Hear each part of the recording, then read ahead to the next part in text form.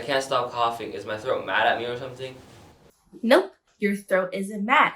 Coughing is actually your body's way of being smart. It's your lungs trying to clean themselves up when you're sick.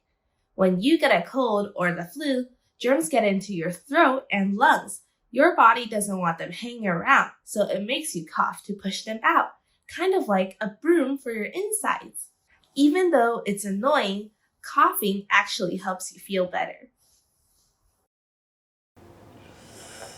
My lungs are germ-fighting ninjas.